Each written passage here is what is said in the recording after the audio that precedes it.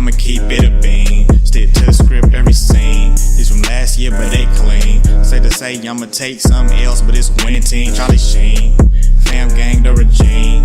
I'm from Piney Green. What's good, it's Shellitronnn here. You can call me Shells, and I'm back at it again with a brand new video. And today, I want to speak on something that I've been hearing for the last few days, but have not actually seen any sort of real or reliable kind of source on this information. I've been getting comments, DMs, questions, messages, everything about people saying, yo, I've been hearing the team's going to be trading Curtis Samuel, team's going to be trading Teddy Bridgewater after signing him, team's trading DJ Moore, the team's going to be trading everybody on the roster for any amount of anything. And I was thinking to myself, okay, bro, like I got to see a verified source say this stuff. I got to see someone, because no one gave me a source. Everyone said I heard it or someone said it, but no one ever gave me a link to a source or anything. But today, this was tweeted by SpotRack right here. It said, rumored potential NFL trade candidates. There's some names here that you might recognize. There's some good names here. But the third from the last name here is wide receiver Curtis Samuel from Carolina.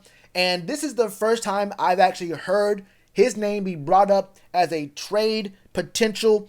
And honestly, I'm not really all that surprised. If you think about what our system is, what our system might be this upcoming year, and how Curtis Samuel fits into it, I can't really say that I want it to happen, but I can say that it doesn't really actually shock me to hear his name be on this list of players. Because look, on the team, obviously DJ Moore is the guy, right? We have Robbie Anderson, who is an outside deep threat. He has the streak potential, but also he can run those comeback routes, those deep outs, maybe even some posts now and then. But I think the comeback and the deep out, if it's not the streak, is probably the best option for Robbie Anderson. But then you have Curtis Samuel, who is a player who is kind of hard to actually distinguish as what exactly is his skill set. First of all, he's not very tall, but he's speedy and he can be a deep threat. But in my opinion, even though he is fast, I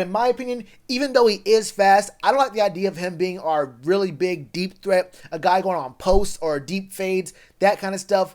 I don't think that actually works to what his real skill set is. And what his real skill set is gadget plays. But he is much better than your typical gadget play wide receiver. So it's hard for me to really think about what exactly Curtis Samuel's role is. He's too good to be just some random guy you throw some trick plays into. And he's not really the biggest dude or the guy you really want to throw the ball to consistently deep, because he does work really well in the underneath routes. He does work really well in slants, those ends. He can do a lot of different things for you. I mean, I think every single receiver on our team is really good at the comeback route. Opposing DBs got to respect your deep route potential, so they back up off you, give you a little bit of cushion when you're running hard, going north-south, and you just stop and come back. It gives you a lot more cushion to get that catch off. But just sticking to Curtis Samuel here, he works really well in the slot, but I think DJ Moore is a better slot receiver than Curtis Samuel. Obviously, you like him as the number one guy and playing outside, but DJ's skill set just translates better to being a slot receiver. And being a slot receiver is not a bad thing. There are some very, very good slot receivers. Jarvis Landry is a slot receiver, and he's one of the better receivers in the game. I don't think it makes you a worse receiver to be a guy in the slot. I'm not really all that sure how Curtis Samuel fits into this scheme we're going to be running this upcoming year.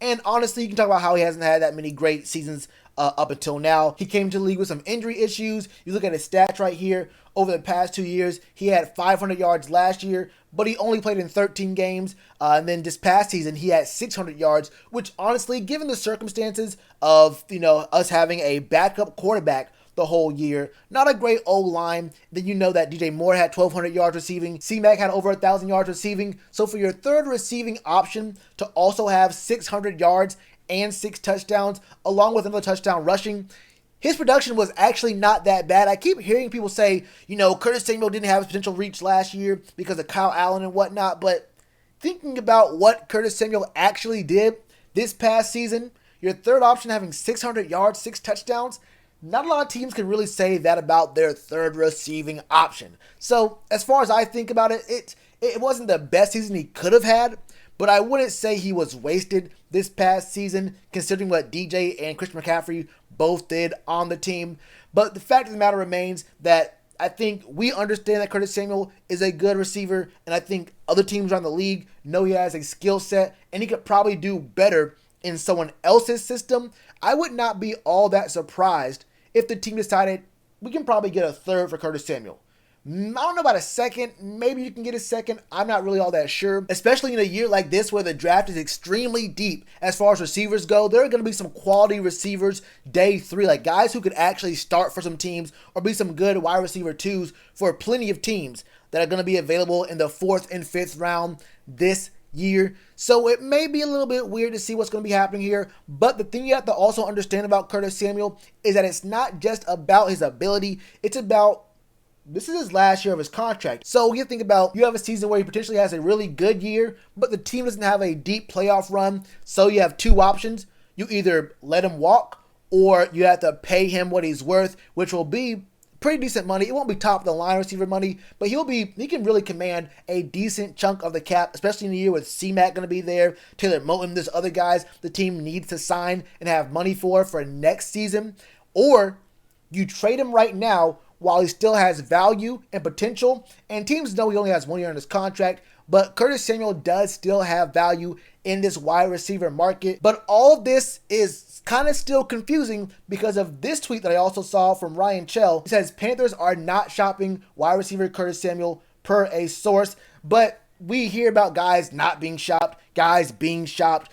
We always hear conflicting things from conflicting sources, so it is kind of hard to really gauge what is true, what isn't true. And for what it's worth, this was tweeted 2 days ago from the time of this recording, and this Spot Rack tweet was tweeted just today. So maybe when Ryan Chell was told that they're not shopping Curtis Samuel, they probably weren't. But right now, after this Robbie Anderson signing, they think to themselves, maybe we can shop Curtis Samuel. And as we all know, this is all rumors right now, so it may or may not happen. All I'm saying is, even though I actually, you know what? I actually don't know how I feel about it. There are pros and cons to both sides. I don't want to see him go, but if the team were to just come out and say, look, we're trying to trade Curtis Samuel, I wouldn't say that that's going to be an automatically 100% bad thing for the team moving forward. You can get another receiver right now who's going to be very, very cheap for the next 4 years. Then you can also get a defensive player earlier in the draft with multiple picks, and you can make moves to make the defense more solid because the offense is going to be straight. I think with Robbie Anderson, DJ, obviously C-Mac, we got Ian Thomas. If the O-line gets one more guy, and then you can draft a receiver late. So there are still very valuable and very justifiable moves to be made off of a Curtis Samuel trade. But as of right now, there are conflicting reports, and I'm not really sure what to believe. All I know is Curtis Samuel will be a good receiver in this league.